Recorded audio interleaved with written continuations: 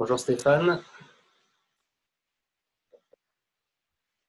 Bonjour Stéphane. Est-ce que Bonjour tu m'entends? Pierre-Antoine. Bienvenue pour un nouvel épisode de Regard Bonjour Libre. Pierre-Antoine. On a un décalage.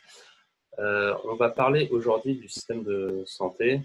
On est en pleine crise du coronavirus, donc on voulait passer un petit moment à discuter du système actuel et de voir si des alternatives étaient possibles et ce qui serait souhaitable. Donc on va commencer par la célèbre phrase qu'on entend souvent, Oui, la santé n'a pas de prix. Donc, est-ce que c'est vrai que la santé n'a pas de prix? oui.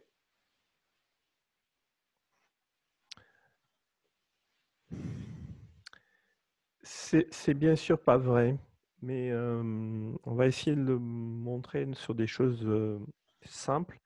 Et on a un exemple qu'on pourrait évoquer. Il existe un système qui est complètement privé et complètement lié au prix et qui fonctionne.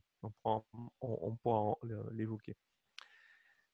Plutôt que même de partir sur globalement toute la santé, je pense qu'il faut commencer par des choses un petit peu simples. On voit qu'en ce moment, les urgences, le système des urgences est complètement saturé et que c'est un exemple du pourquoi la santé a un prix, ou en tout cas le système de santé a un prix, ou que la santé est du domaine de l'économique. On va essayer d'être concret.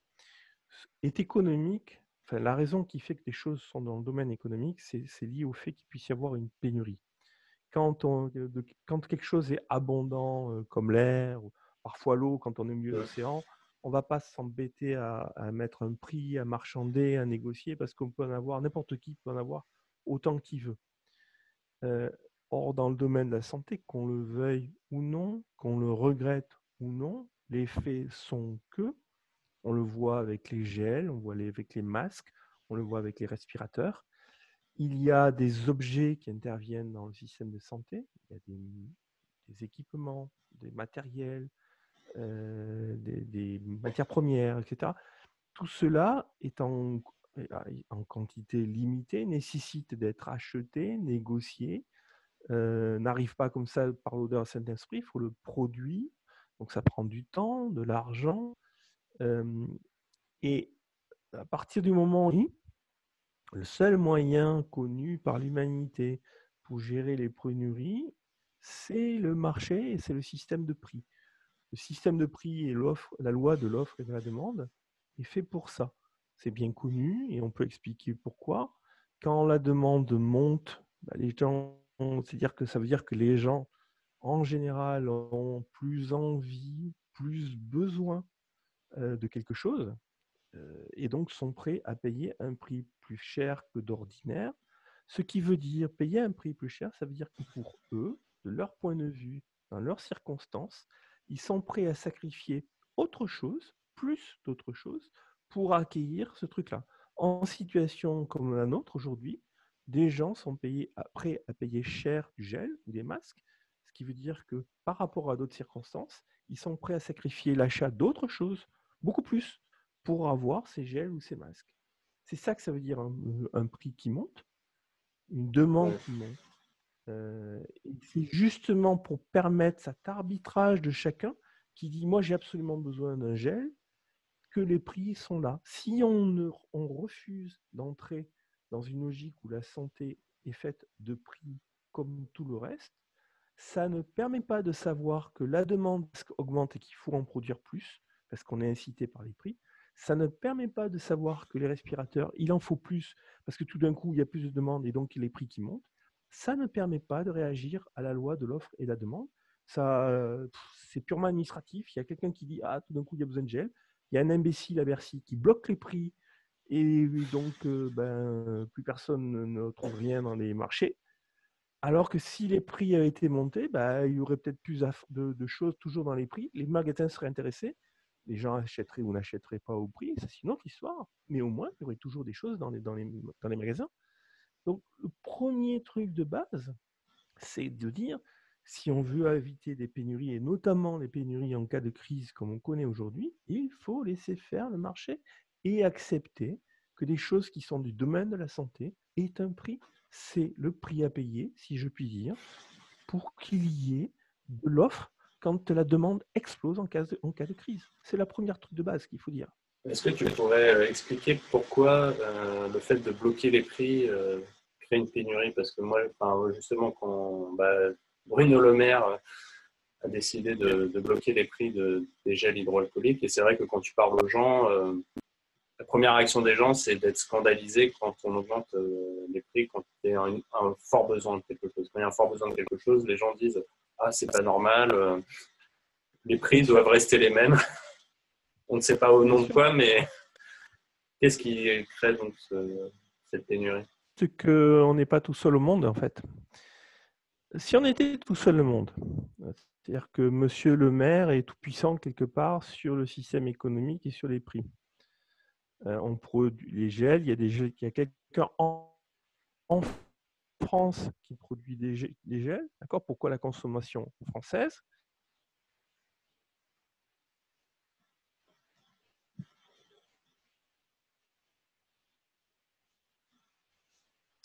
Les coûts de production n'ont pas changé non plus. Et effectivement, dans ce cas-là, oui, on peut imaginer qu'on maintient une production au prix donné. Sauf que toutes ces hypothèses, aucune de ces hypothèses, ne tient. On n'est pas tout seul au monde. C'est-à-dire qu'il est fort probable, si ce n'est sûr, que les entreprises qui produisent du gel sont au moins pour partie hors de France. Si la demande pour les gels augmente, elle n'augmente pas qu'en France, elle augmente un peu partout.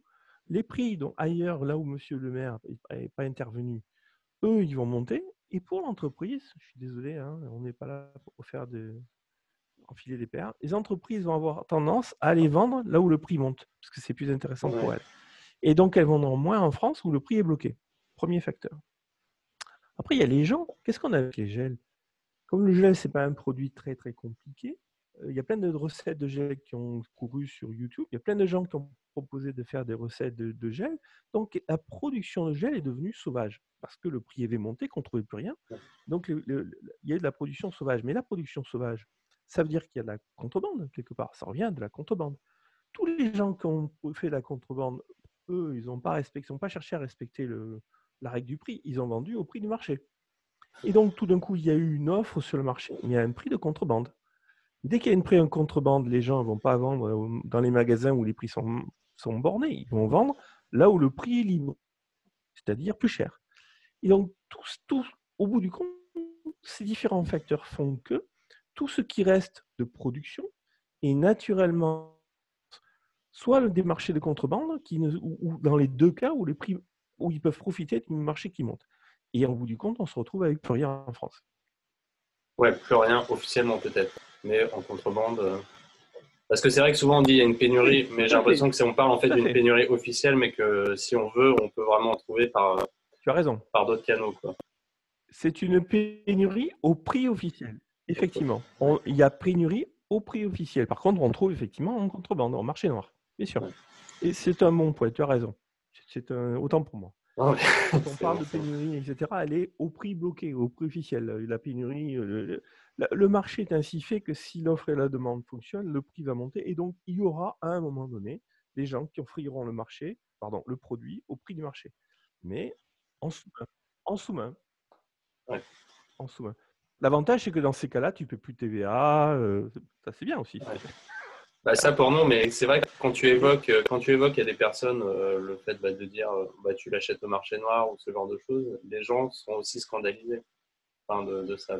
Qu'on puisse dire le marché noir n'est pas immoral en tant que tel ou ce genre de choses. Mais peut-être que là, on dévie un peu du sujet, le fait de parler de marché noir. Qu'est-ce qu'il y a de... Oui, on pourra en parler, mais je ne vois effectivement pas ce qu'il y a de scandaleux sur le marché noir, mais on pourra effectivement... C'est que beaucoup de gens sont très légalistes. Beaucoup de gens sont très légalistes. Hein. Enfin, oui, mais qu'est-ce qu'il vaut mieux? Oui, je sais. Il vaut mieux des rayons vides ou du marché noir quand ce sont les produits de première nécessité?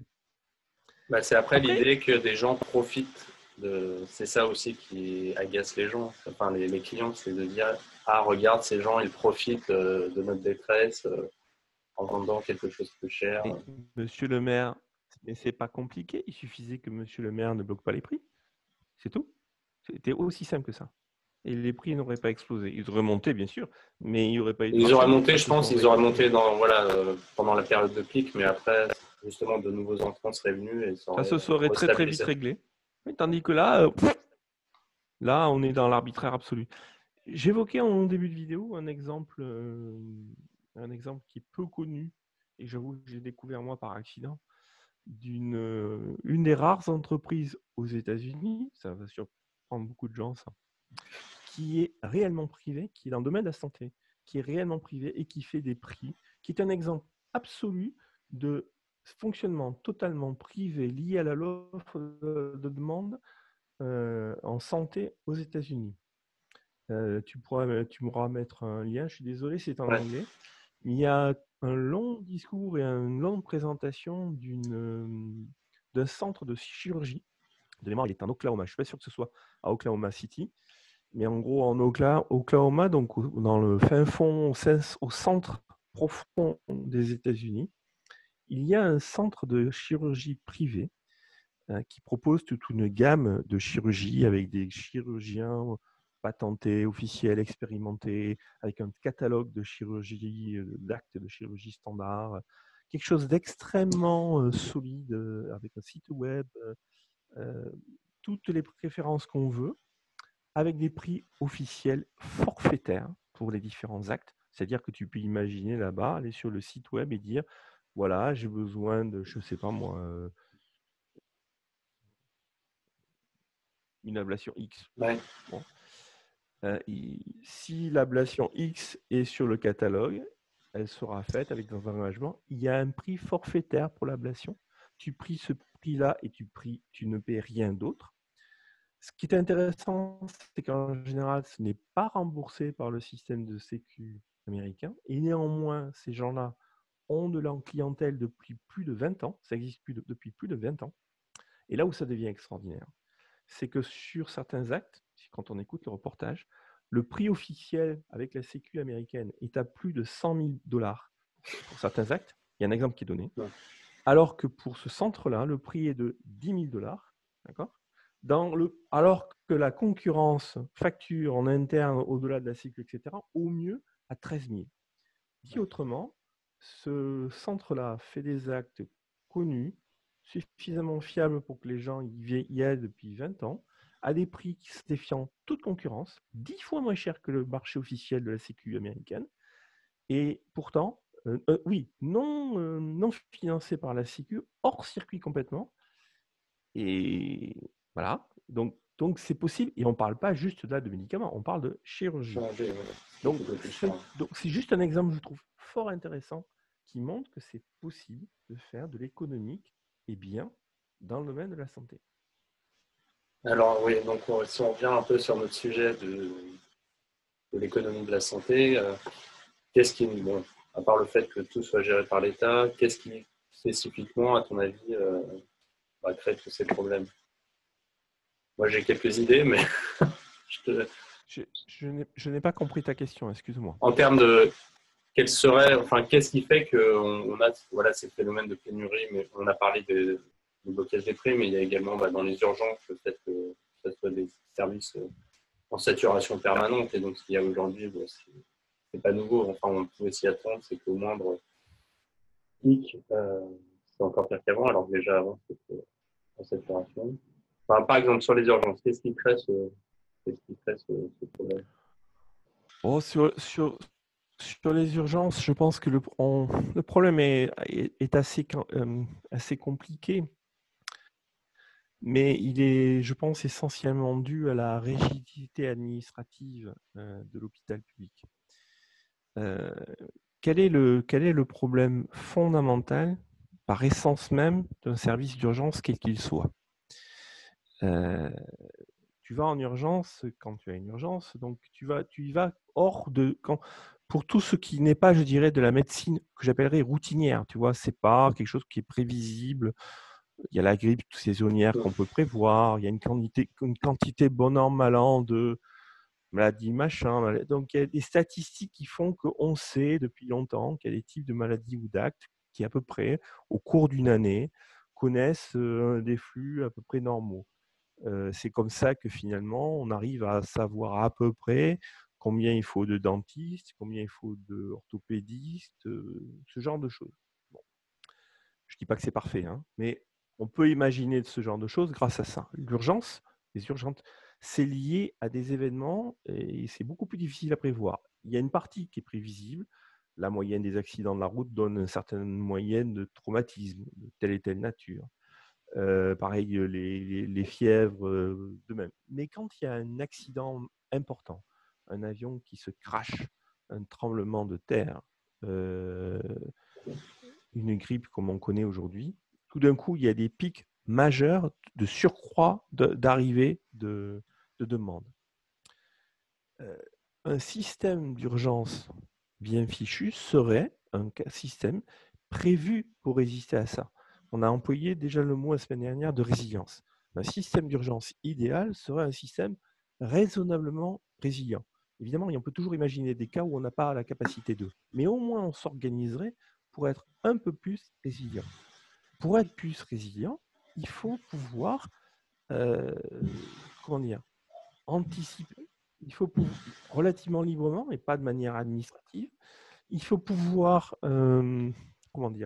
s'appuyer sur d'autres ressources forcément que l'hôpital public. Quelle est la relation entre l'hôpital et les cliniques? Quelle est la relation entre l'hôpital et, je sais pas moi, les infirmières privées qu'il peut y avoir autour? C'est pas du tout organisé. J'ai vu un truc Il n'y a comme ça pas à la de télé moyens. récemment, ouais, sur les cliniques qui, justement, avec la crise, avaient proposé de donner des chambres, enfin, de mettre à disposition des chambres et des services. Et en fait, Oui. l'hôpital public, non, ne veut pas. Je ne sais pas. Enfin, ça n'a pas été Tu encore utilisé pour l'instant. Tu sais peut-être par exemple que les systèmes ou les services de réanimation, pardon, sont un monopole d'État. Donc il n'y a pas, Ah non, je sais pas. que je sache, il n'y a pas de clinique privée qui est de système de réa. Bonjour. Mais pourquoi? On peut se demander pourquoi. Les cliniques ne peuvent pas faire de réanimation si elles ont quelque chose de majeur qui lui arrive. Elles ne sont pas capables de faire de réanimation. C'est juste étonnant.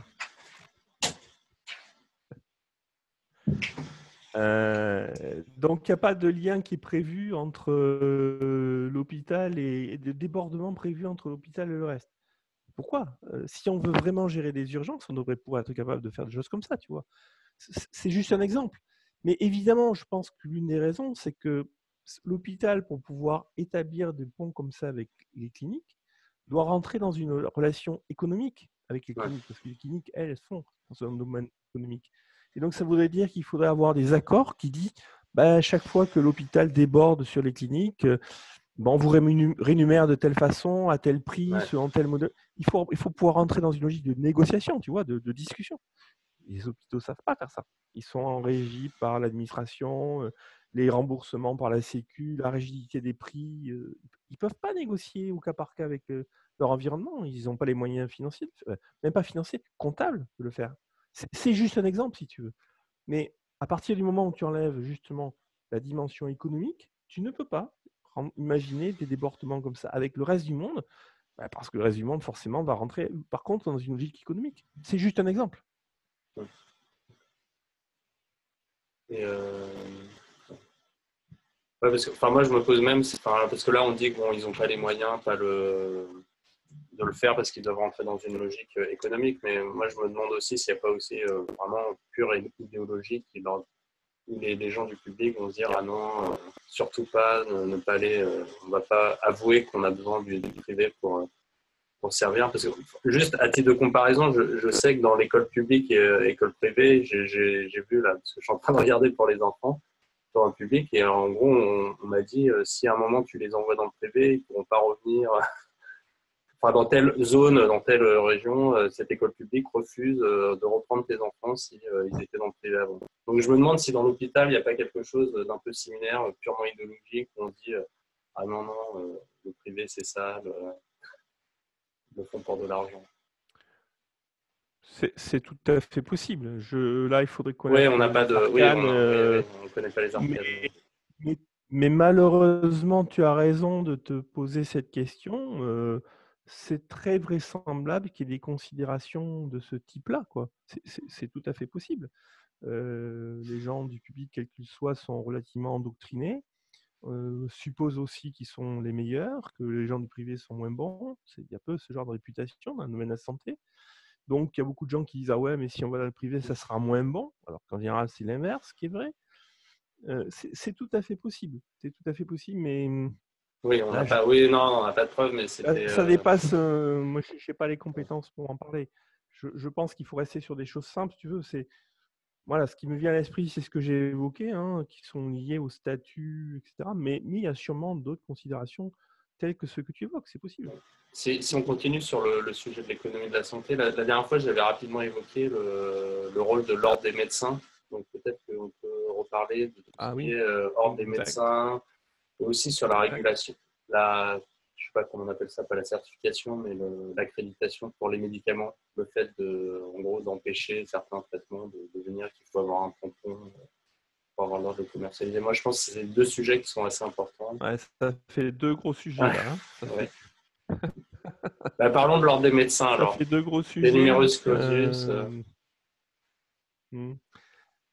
Oui, le premier, effectivement, que tu as raison, c'est le numerus clausus. Alors, l'ordre des médecins, si les gens ne savent pas, c'est quelque part, c'est une espèce de syndicat des médecins. Ça existe au niveau national et départemental. Peut-être qu'il y a un niveau intermédiaire. En tout cas, il y a au moins deux niveaux.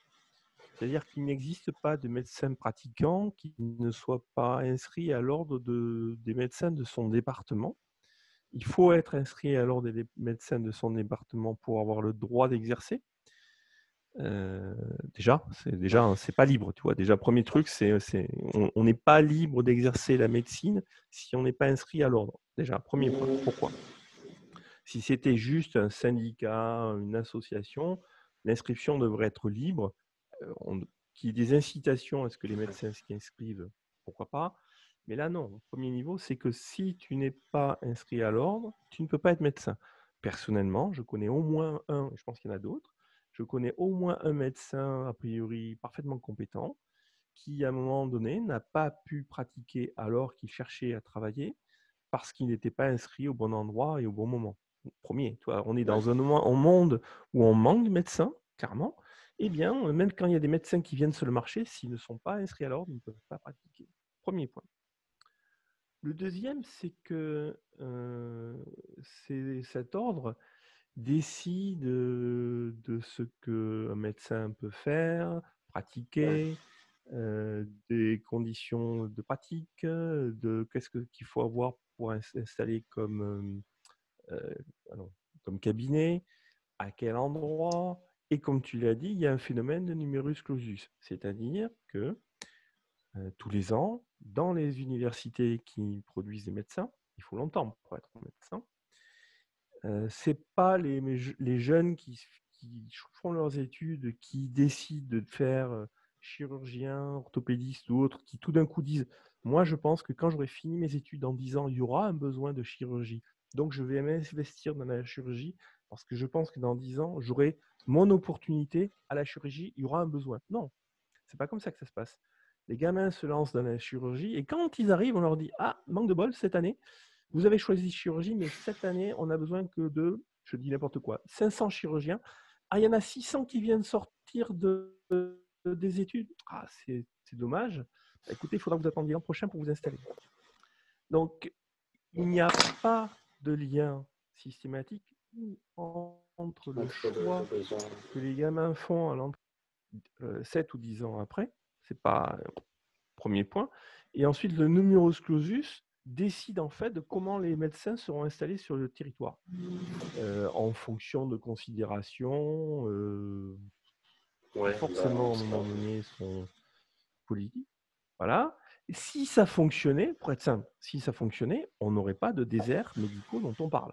Voilà. Si ça fonctionnait, si là, encore une fois, l'offre et la demande fonctionnaient, et non pas l'ordre, les médecins pourraient s'installer à peu près où ils veulent, en fonction justement des besoins ou simplement de leur choix personnel aussi, bon, dans le droit. Non, non, ils peuvent pas. Ils peuvent pas s'installer à un endroit si l'ordre a dit ah non, sur cette région, en fait, on est déjà saturé ou à tel endroit non. Voilà ce que c'est que l'ordre. L'ordre t'interdit de tester. Je t'en prie, pardon. Non, mais vas-y. Non, mais parce que en fait, juste pour dire, l'ordre t'interdit de t'installer librement. L'ordre décide de combien de médecins et dans quelle spécialité et à quel endroit tu dois t'installer. On est dans une, c'est totalement communiste c'est comme approche. Hein. Et c'est vrai que totalement communiste. Dans ce que tu, pardon, c'est totalement communiste. Ok. Non, c'est par rapport à ce que tu disais, où voilà, l'ordre des médecins, c'est une sorte de syndicat. Et en fait, quand tu dis ça, je me pose la question, mais pourquoi on n'aurait pas plusieurs ordres des médecins qui pourraient opérer sur le territoire? Qu'est-ce qui... Parce qu'en fait, au final, c'est un peu, enfin, c'est ce qu'on dit du capitalisme de connivence. Là, c'est l'ordre des médecins, en fait, c'est la magouille avec l'État, parce qu'ils ont le monopole sur le territoire. Mais on peut comprendre le besoin d'avoir des ordres de médecins pour voilà, dire on garantit une certaine éthique, une certaine déontologie. Oui. Sur le principe même, et c'est vrai que si on en avait plusieurs, et ben, on n'aurait pas besoin d'avoir ils se concurrenceraient les uns les autres, et on peut imaginer. C'est très très juste. On peut imaginer qu'ils se disciplineraient. Si effectivement. Mais tu as totalement raison. S'il y avait un ordre des médecins rouges, un ordre des médecins bleus et un ordre des médecins verts, qui seraient librement en concurrence, qui seraient voilà, désordre, etc., ils se feraient concurrence. Et leur boulot, normalement, serait, éventuellement, ils pourraient effectivement... Moi, j'ai pas de problème pour qu'ils fassent la promotion des médecins sur le marché, qu'ils essaient de faire en sorte que les médecins puissent s'installer et gagner leur vie, ok, comme tout syndicat. Bon. Mais aussi parce qu'il sera en concurrence, il serait là pour aider les médecins au mieux, en fonction de l'intérêt des médecins et des clients au mieux, et donc les aider à s'installer, parce que c'est le besoin des médecins. Le premier besoin des médecins, c'est de pouvoir s'installer, de faire fonctionner leur cabinet, d'être rentable, d'avoir une productivité, des bons gars, mais aussi d'être reconnu, et donc faire du travail de qualité. Et donc, il sera en concurrence pour établir des normes, des pratiques médicales les meilleures possibles, alors qu'aujourd'hui, c'est ce qu'ils font, mais il n'y a personne qui est là pour Oui, il n'y a pas de contestation que c'est les meilleures pratiques. Il n'y a pas de contestation. Si l'ordre des médecins est dite, je ne sais pas comment ça s'appelle, une doctrine, je ne sais pas, bon. Non, mais voilà, c'est sur certains traitements. Je sais pas, j'avais entendu parler de la maladie de Lyme sur le parasite là, dans les forêts, dans les pays suédois, scandinaves. Il y a des traitements qui existent, mais en fait, l'ordre de médecins en France l'interdit. Enfin, après, je ne connais pas tout le dossier, mais c'est juste un exemple pour dire que voilà, l'ordre des médecins est tout puissant sur les traitements qu'on aurait le droit de faire en France, et même si on a des exemples où ça fonctionnerait ailleurs.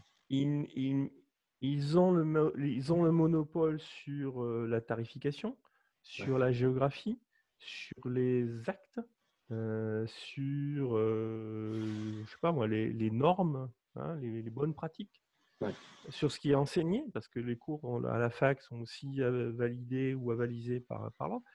Ils tiennent tout le système médical entre leurs mains. On pense que c'est à notre intérêt, mais c'est avant tout au leur. Et je suis même pas sûr qu'en fait, ça soit l'intérêt des médecins eux-mêmes, en fait. Quelque chose qui est assez paradoxal, hein, c'est qu'on est sur un système qui est totalement soviétique et soviétisé, sur une profession qui est supposée, qui se dit libérale, qui est plutôt vue, plutôt vue comme étant à droite. Ce sont des gens qui, a priori, gagnent bien leur vie, etc. Or, c'est de moins en moins vrai. De plus en plus de médecins sont limite miséreux parce qu'ils sont les premiers à scier la branche sur laquelle ils sont assis et que leur communisation de marché fait que il y a des déserts médicaux, la qualité des soins est moins bonne, le temps passé avec les patients, est moins bon, et les médecins gagnent moins bien leur vie. C'est du monde hyper. Mais il est évident que le pouvoir, depuis 70 ans, est fortement responsable, la Sécu en premier, mais l'ordre des médecins aussi, parce que l'ordre des médecins ne résiste pas, ne fait pas de la résistance, ne laisse pas la place, ne laisse pas d'espace et ne permet pas effectivement à une concurrence saine de s'installer. C'est vrai de l'ordre des médecins, c'est vrai de l'ordre de toutes les professions. Des notaires, parfait. Moi, il y a plein. Des notaires, Voilà. En gros, toutes les professions dites libérales, que je sache, ont un ordre. Sage-femme, notaire, voilà. Et tout ce qu'on vient de se dire marche à peu près pareil pour tous les ordres, que je sache. Ouais. Après, c'est qu'après, il y a certains ordres où, en fait, tu te dis, le job, si leur fonction n'était pas obligatoire par l'État, en fait, on passerait peut-être pas par eux. Je pense aux comptables ou ce genre de choses, tu vois. Par exemple, l'ordre des experts comptables. Oui. Moi, à titre individuel, moi, je suis tout seul, je suis freelance, mais je prends quand même un expert comptable parce que. C'est un autre sujet, ça. Non, mais voilà, c'est qu'il y a certains métiers aussi qui ont des ordres, mais c'est qu'en fait, c'est plus une mafia pour te. Mais ça, c'est un autre sujet, si tu me permets, mais je vais répondre quand même. Là, tu touches à deux types de professions. Les médecins sont une profession utile et nécessaire. Ouais. D'accord ? La profession est très mal organisée à cause de l'ordre, mais l'utilité de la profession ne fait pas question. Ouais. Les comptables, les experts comptables, c'est très différent. Dans un monde libéral, je pense qu'il n'y aurait pas d'experts comptables parce qu'il n'y aurait pas besoin de certifier la fiscalité des entreprises. À quoi sert un expert comptable ? On en pourra en parler. Non, mais je pense que c'est un intérêt quand tu as des actionnaires. Pour qu'on puisse.